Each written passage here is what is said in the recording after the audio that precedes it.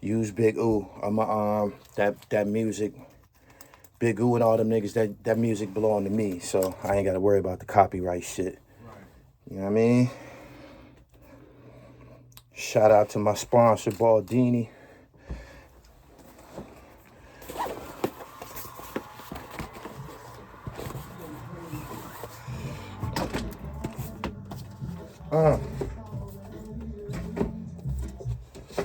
Shout out to Big U and everybody on Pillmatic too. I'm trying to arrange this shit right.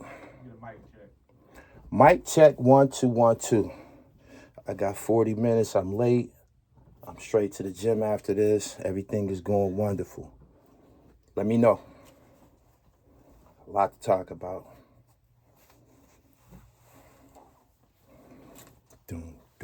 Make sure y'all subscribe to the channel. Hit the bell so you get the notifications. Follow me on Twitter at GullyTV1. Yeah. You ready? Let's get it.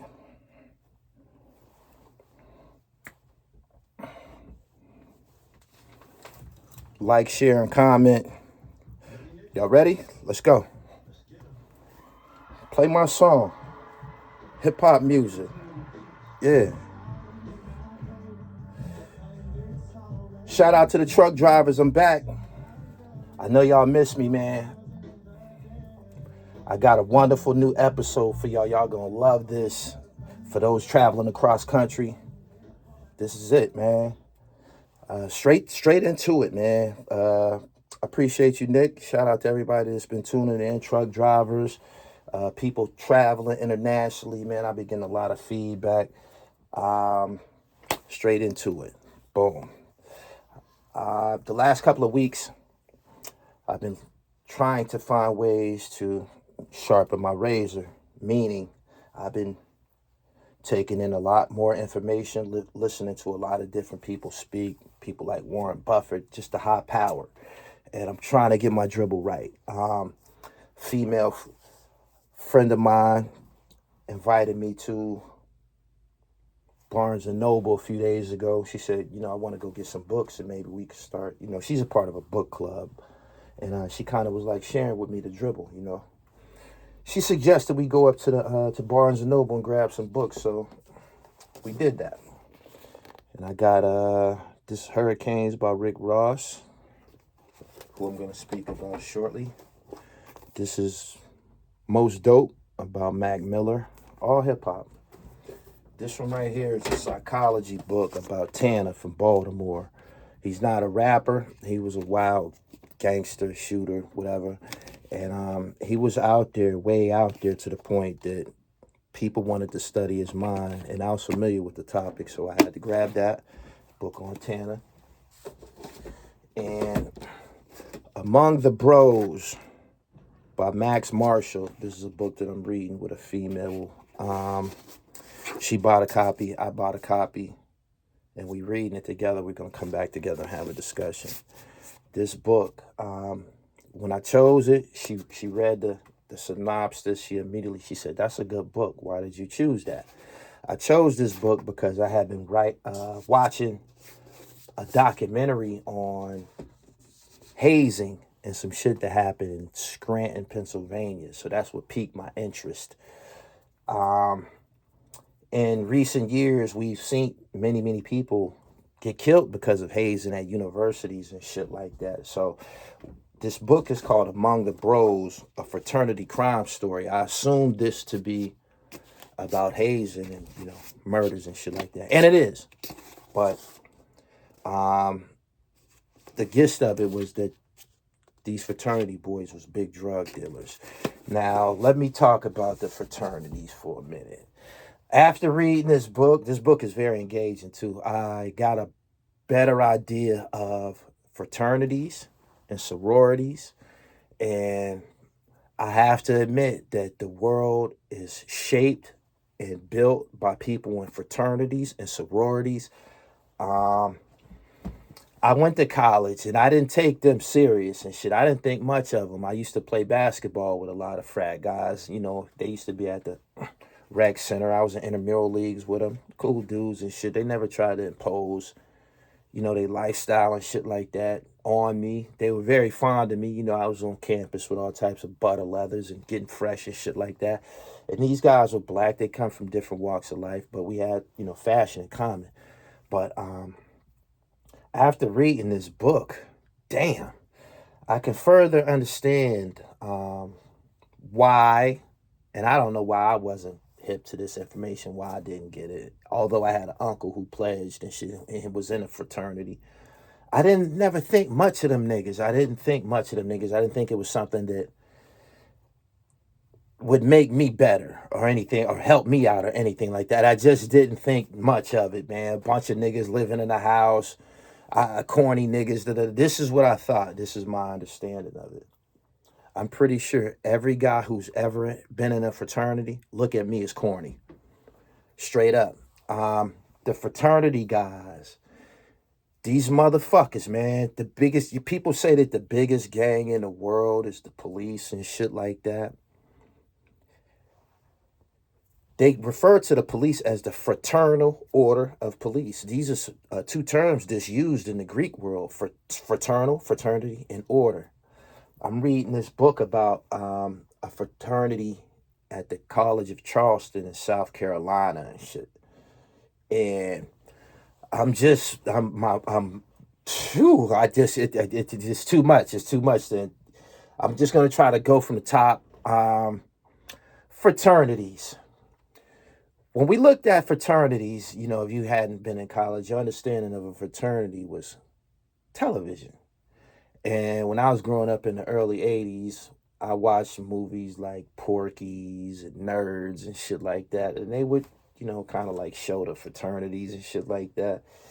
And it wasn't nothing about it attractive to me and shit. But they were saying in the book that fraternities used to be a bunch of square, cardigan wearing,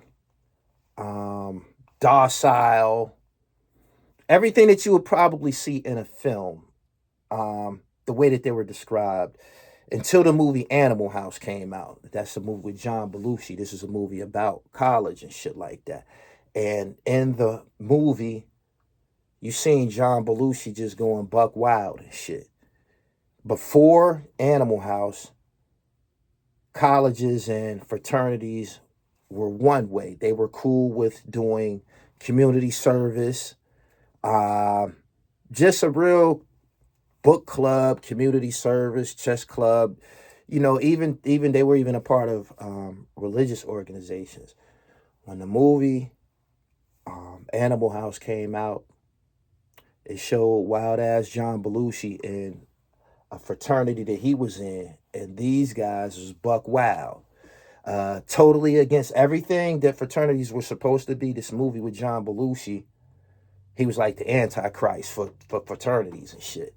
You feel me? They going around dressing how they want to dress, cussing. The dean of schools, they trying to fuck his daughter. They just doing all types of wild shit. Not to mention the parties that was depicted in this movie.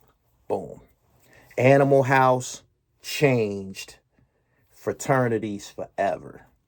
After that film came out, fraternities no longer wanted to be the quiet, cardigan wearing, community service, square types that was in the 60s and the 70s and the 50s and shit like that. After Animal House, they no longer wanted that. They wanted to be a part of the noise. Boom.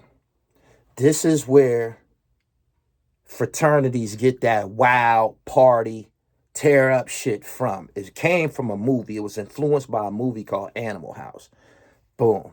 So this is what we know fraternities to be in America today. Bunch of wild guys, probably jocks in the house, drinking like a motherfucker, tearing shit up, bonfires, all of that. All of this derived from Animal House. After Animal House, nobody wanted to be the squeaky clean guys on campus anymore. Nobody wanted to be those guys. They wanted to be the wild guys who fucking all the bad bitches and who are carrying status on campus. Boom. A lot of fraternities, especially the top fraternities, the top shelf ones. It's all about money, and it's all about generational wealth. What I mean by that is, you got some fraternities who was just about nothing but money. The deciding factor on whether or not you get selected to come into the fraternity, it ain't about your grades, none of that shit. It's about your background, what type of family you come from, your last name. You feel me? They're reaching for the highest caliber Willie on campus. That's what a lot of fraternities are. We're going to get the richest kids on campus and bring them into a club. Boom. If you ever been on college campus and you just kind of like thought about the fraternity thing, let's just separate them from everybody else. If you're on campus, nobody got more money than the frats. They don't, because they're acting as one. They're an organization, and they're pooling their funds and resources together. And for this to exist and grow, their strategy is to attain the most richest and highest caliber students they can find. And what you have is, when you get a fraternity, if you get a fraternity, let's refer to the one at College of Charleston. These fraternities were built by selecting people for their financial background. There's some students, what I'm trying to say is that they have fraternities for every economic class. They got low class fraternities, they got middle class fraternities, and they got the top shelf rich motherfuckers and shit. Boom. I'm reading this book, and it gave me a whole lot understanding of them. I went to college. I was around guys that was in frats. I didn't think nothing of them niggas. I didn't at all. I didn't. And from reading this book, it clearly shows how these guys are prepared as men to be giants, basically, and shit. They program these guys. They teach them etiquette. They teach them knowledge and different philosophies and shit. And a lot of the philosophies, they do come from the Greek world. And that's something that I've always spoke out against. Fuck the frats. I don't want to know nothing about being no Greek. I'm black. This and this and that. My understanding from the book is that they took the greatest Greeks, their philosophies, their mottos and shit like that, and they extracted information from them. A fraternity has been compared to a knighthood. A knighthood, when you see somebody be knighted and they put the swords on, that's similar to a fraternity, and they put them through different things, man, before they accept them into these organizations. Now, we all know about the Hayes and shit, and it's publicly understood, announced, and promoted through a lot of these fraternities, handbooks and websites, that they're not with the hazing. They're not with the hazing, and nobody should have to go through that to become a part of these organizations. Right? Let's interject alcohol. Never understood the big thing with alcohol and fraternities and shit, right? From reading this book, I'm starting to understand the prevalence of it at these frat houses. They use alcohol for hazing, because alcohol ain't gonna leave no bruises on your body. People have died from physical hazing ceremonies and shit. You're not gonna die, you're not gonna get any bruises on your body or nothing like that. You won't break any bones from alcohol. So a lot of these hazing rituals, which they try to say isn't hazing, consist of drinking. They drinking gallons of liquor. They locking these boys in closets, man, with gallons and gallons of liquor, man. 5, 6 guys who trying to enter the fraternity, pledges, and they having them pass this bottle around and drink this shit till it's gone and shit. This is one of the hazing rituals that's popular on campus. I guess making people drink. They go further than that. They be having motherfuckers smoking tobacco bongs. You feel me? They'll take a pledgee who don't smoke weed or anything and put him in a closet with a tobacco bong. They will fill a bong with fucking smoking, with tobacco, cigarette tobacco, and tell them, get your ass in there and smoke that shit. You know what I'm saying? Till you damn near dead. A lot of these rituals that is in this book, it involved alcohol, and because of that, you see in the news all the time people dying from alcohol poisoning at the hands of these college organizations. I have to say that the fraternities are the biggest gangs in the United States and the most dynamic gangs at that. When we mention gangs, you kind of think of the Crips, Bloods, Gangster Disciples, you know, GDs, Vice Lords, and all that type of shit. Those gangs and the fraternity gangs are two different things. The street gangs, they don't require a motherfucker to be intelligent. They kind of put their emphasis on violence and shit like that. They'll take anybody, and we've seen that they'll take anybody into a street gang. Hence, 6ix9ine and the way non-trade gangsters took him in. That wouldn't have never happened in a fraternity. They don't just take anybody. They don't take anybody, man. You got to have your shit together. They want to have the students with the most resources. That's who they choose to bring into the high level frats. Some of those fraternity houses that they live in, them guys just bought them houses by their parents and shit. This is the type of wealth that's involved with some of these fraternities and shit. This one of them speaking on was in the South. So I learned something else about fraternities. I believe a fraternity, especially in the United States, is a white man's first foray into extreme racism. I believe that. I believe that. I believe that. I believe that.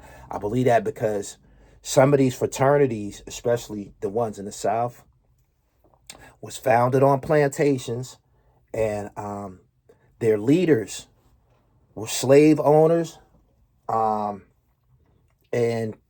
racist. The College of Charleston, one of their extreme gentlemen for this fraternity called Kappa Omega, I believe that's the name. One of their great leaders or people that they look up to is Robert E. Lee, the general from the Civil War and shit. They have practices. They dress, when the pledgees are pledging, they have to dress a certain way. It's very secretive. They essentially become slaves for the guys that's higher up. Why someone would do this to themselves was beyond me until I read the book.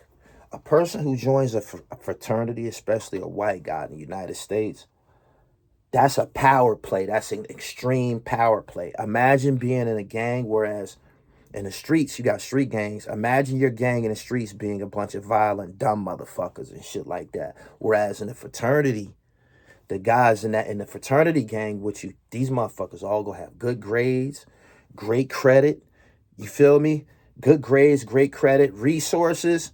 And all of this will only appreciate as the pledgee goes through college and shit like that. Like, they have fraternities are a worldwide gang.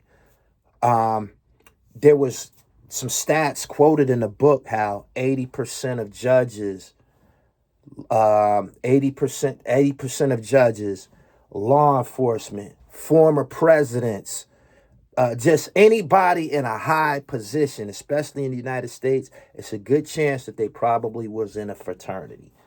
Straight up. Fraternities, the United States, from what I'm reading, is kind of like built off of fraternities and shit. These fraternities, like most things, if you put a bunch of guys in a room together, there's testosterone and there's going to be some bullshit. You know what I'm saying? You can expect that. You can expect that. You can expect that. So, what you have is, and something that I encountered for myself in college is on college campuses, a lot of fraternities, they bout their money and they often are involved in drugs. I seen this firsthand when I went to Slippery Rock University in 2001.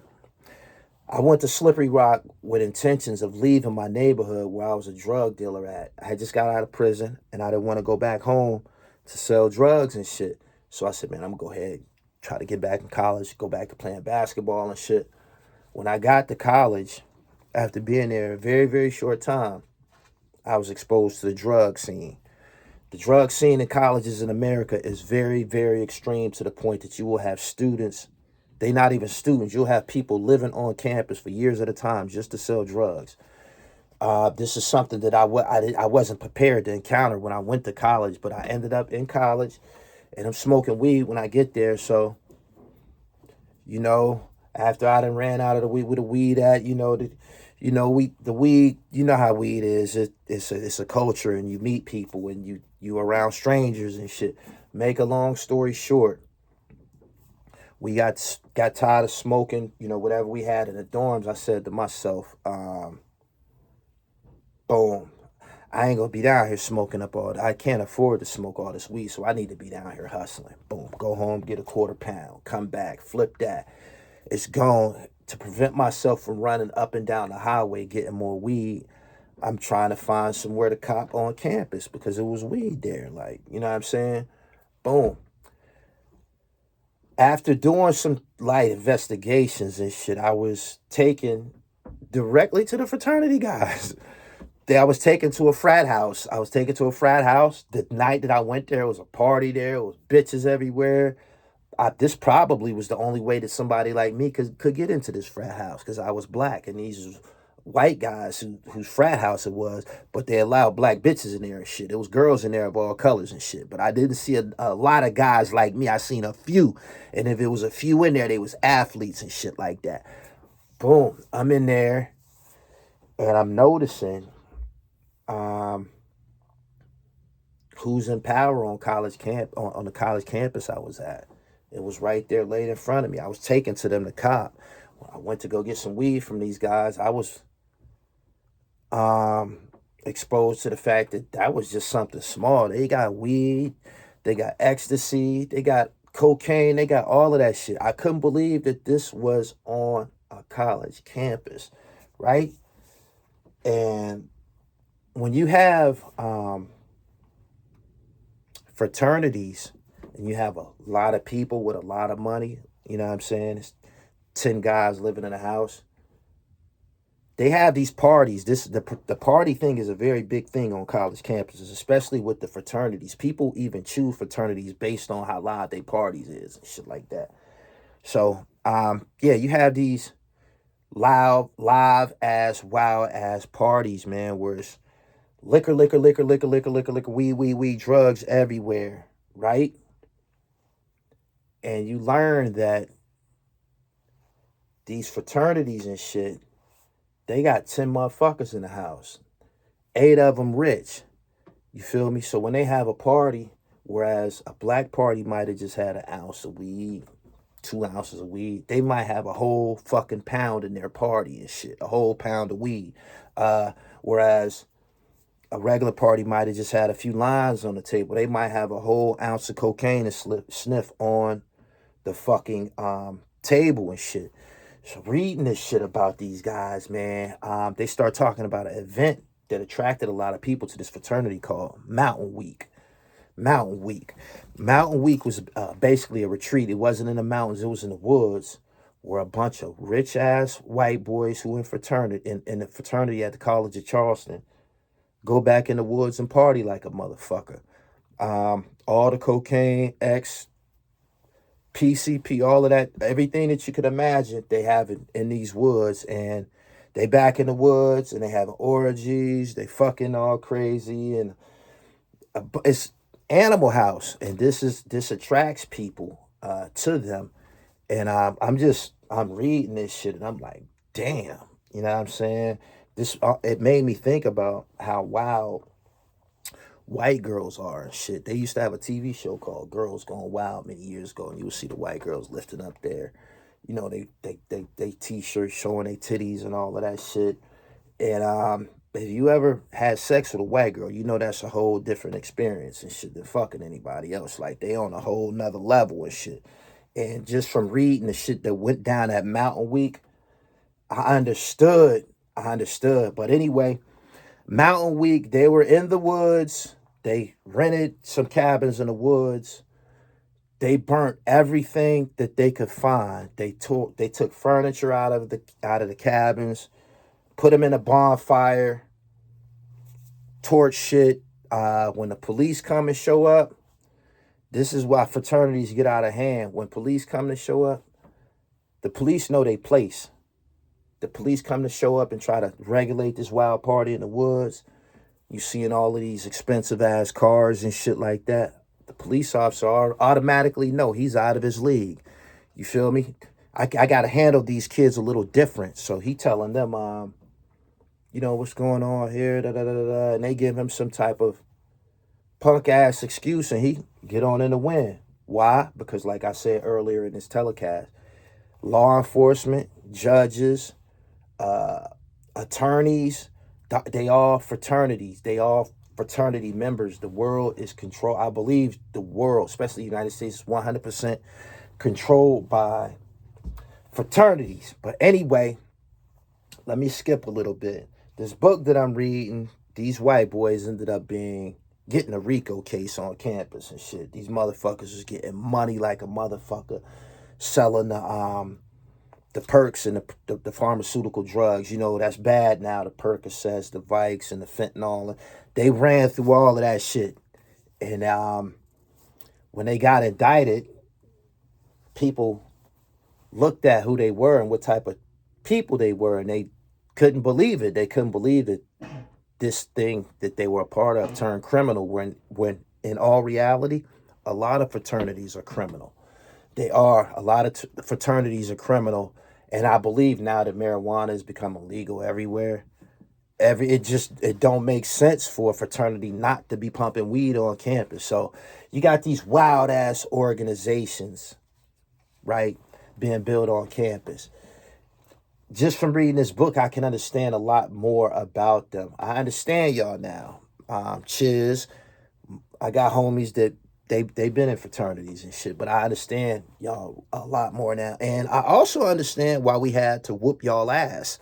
A lot of fraternities, they stay in conflict. They do. They stay in some shit. They stay in some shit because, number one, to be a part of some of them fraternities, you got to work out. Like, they building great men. That's why when you go to the gym, you'll see 2-3 white boys lifting together and shit like that. This is this fraternity life and shit, right? You got dudes lifting weights. You got dudes who got a lot of money and resources. Their grade point averages are high because this is one of the requirements to be a part of these organizations. They're taught etiquette. They're taught about history. It's a huge educational part. Before they accept you, then you got to go through some education and shit. And just from reading that shit in that book, I could imagine programming one guy with this type of doctrine and then programming 50 of them. And what you doing is you building basically an army. You breathing this shit into these niggas. That's why when we was in college, for those who have been in college before, them niggas used to be in the fucking the fucking parties and shit. Party walking. Coming through like they animals and shit, like they gorillas and shit. You know why? They felt they was the livest motherfuckers there. You know why? Because they educated. They in the gym. You feel me? And they got their chips up. So they looking down at everybody in the building. That's why we've often had to kick them niggas' ass. For those of you who are a part of fraternities, I ain't got nothing against y'all. I'm just giving a little insight on the history of the thing and how shocked I am about the depth that this shit can come to. But fights with fraternities is something that happens often on college campuses because they feel like they call themselves the alpha. What's stronger than the alpha? What's larger than the alpha and shit? You feel me? Like they have this programmed into their mind, and they're on the campus and shit. They feel like they run things. You know what I mean? You got other people living in dorms. They living in a house. You know what I'm saying? You might have other people who still leaning on their parents, whereas they're not even going to accept you into the fraternity if you're not on, you know what I mean? If you're not well off and shit. This is something that's, it's part of the criteria. You have to be fucking well off to be down. With the high level ones, like I said, they have different fraternities for different social statuses and shit like that. But yeah, a lot of history, a lot of education is required, and there's strength in numbers. There's strength in numbers. And one of the hazing rituals that's in this book was they would have some of their pledgees walk around with a pair of Wrangler jeans on, a sweatshirt turned inside out, and a pair of Timberlands that's all dicked. You know what I'm saying? And have them wearing that shit around campus. They said they had them wearing that shit around campus like that because after they pass through this ritual, that's the last time that they will ever have to dress like a laborer. You feel me? That's the last time in life they will ever have to dress like a laborer. This is what they're saying. If you can go through all of this ritualistic shit, the world will be handed to you. You know why? Because your future employer, he might be a part of a fraternity. You know what I'm saying? Your boss might be a part of a fraternity. Everywhere that you turn in life, your loan officer, like this is how powerful this shit is. Put on you trying to buy a house or something? Put on that motherfucker that you Alpha Kappa Alpha. You know what I'm saying? Or you, whatever fraternity, put that on there. This is almost like a pass. When they see that, they see prestige and shit. They see prestige, probably revenue. I'm pretty sure people that sell houses and insurance and shit like that, they probably aware of the financial status of different fraternities and shit. I read that the higher caliber the fraternity, of course, naturally the worse the hazing and shit. You know what I'm saying? Because after you go through this shit, your life gonna be pretty much set.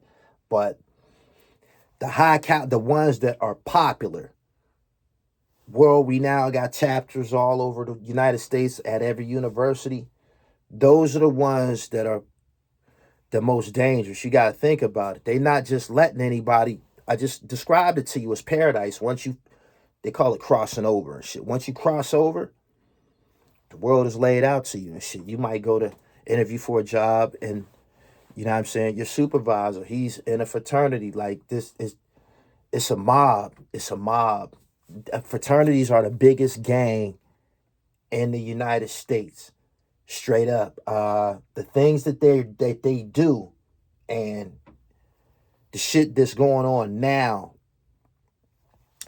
they organizations, they operating like drug cartels and shit. If you go to a university and you see a frat house, they more than likely probably pumping something up out of that motherfucker and shit. This is just what it is. This is just what it is. It made me think, like, when you think about people who have been in fraternities and shit, you know, you see them on, let's say I'm looking at the presidential election and shit, you see somebody like Biden or whatever. You see them guys, they got their ties on, and in the public's eye, they might feel that this is an ethical person. The people who go through fraternity shit, the people who go through fraternity shit, who go through everything they have to do to become a part of a fraternity, it just makes you look at them like, damn, he did that. You feel me? Because by the time they're into their public office, or by the time they're off into their career, established into their career, you only look at them as that. You feel me? You don't look at them as, yo, this dude just had a kid in the closet, made him drink 20 shots of Fireball and shit like that. Like, this is it's a whole lot of dangerous shit that goes on in this world. And whereas I noticed that the book is called Among the Bros. I got a homie named Chiz. He's Omega Psi Phi, that's the Qs. That's one of the most popular black fraternities anywhere. They refer to themselves as the Bruhs and shit like that. I seen this video where it was a bunch of them somewhere and they all had towels on and shit like that. I believe that video is probably guys trying to pledge to become a part of the organization. There's a lot of shit that they require these people to do, man, before they accept them. One of the most gruesome, two of the most gruesome things I heard was a guy had to lay down with his elbows on bottle caps until his arms started to bleed. Another guy,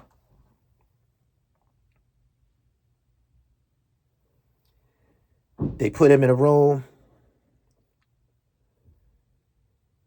The room was covered. They put tarps all over the floor because they knew that these guys would probably throw up. They had them laid down side by side. They cracked the egg in one of their mouth and had them go next to each other, spitting the egg in each other's mouth until it went all the way to the end of the fucking room. After all of this is done, just the shit that I'm describing to you is criminal. But imagine the types of people who are created once they've crossed over, once they don't have to do this. The next people who come into this organization, it ain't going to be easy. They're not going to treat them right. You feel me? And it's just something that I wanted to get in here and discuss because you don't think that these people is like this. You don't think that these people is like this, man. They have fraternities. They have parties all the time. They have getaways all the time when it's just them. And they make their money work for them. I'm pretty sure they have investment groups. It's like having a bunch of fucking brothers, a bunch of people who share the same interests as you. That's basically what it is. People who share the same interests as you and have the same itinerary as you. Crossing over into it can be dangerous though. It can be dangerous though, especially in this day and age, because now I just told you they try to do hazing rituals that don't leave no marks on your body or don't leave any physical damage and shit. So that's why they got them drinking all this goddamn liquor. And it kills kills a student every year in America, or multiple students every year in America. But this is the requirements to get in to the world's biggest gang. I've never thought that these guys can turn evil like that, because a lot of these high caliber fraternities, like I told you, they only accept people from very successful walks of life. You feel me? So these dudes come from cul-de-sac living and shit like that. And by the time they get to the campus and by the time they put them through this process, they monsters. They monsters. They monsters. And that's how you end up losing a student every year, because of these hazing rituals. Is it worth it? I think so. I think a lot of people who look like me weren't privy to the information. We weren't taught, or we didn't understand exactly what joining a frat was. We didn't understand what that was. Nobody told us, yo, this right here, you'll be set for life, or you have an edge on everybody for life. It's a fraternity is no different than the Masons. It's no different than the Masons. These organizations, you see on the news that America got a gang problem and shit like that. And they talk about, the Crips and the Bloods and shit like that. These niggas got nothing. Crips, the black gangs got nothing. They don't pool their money together. They don't have no political power. None of that shit. But the fraternities, they have all of that. They stick together in terms of financial investments and shit like that. It's just so much easier, man, when you got a team. And I didn't think that shit would improve me as a person, but I would have been a cold gat in that world. I was just so dynamic on my own that I never felt a need to become a part of that. So I didn't, but guys who did, like I said, I got an uncle who's a part of a frat. I understand now. And the things that I've learned, it's no different than the Masons. That's what it is. As a matter of fact, some of the organizations, not all of them are referred to as fraternities. Some of them are referred to as orders. You know what I'm saying? And lastly, I want to share this piece of information before I get out. The term blackballing, that comes from the fraternity world, where they use white marbles and a black marble as a voting process and shit. You know what I'm saying? And if a black marble knocked the white marble out of the way or out of position, they call it being blackballed. So that's where the phrase blackball came from. It came from the fraternities.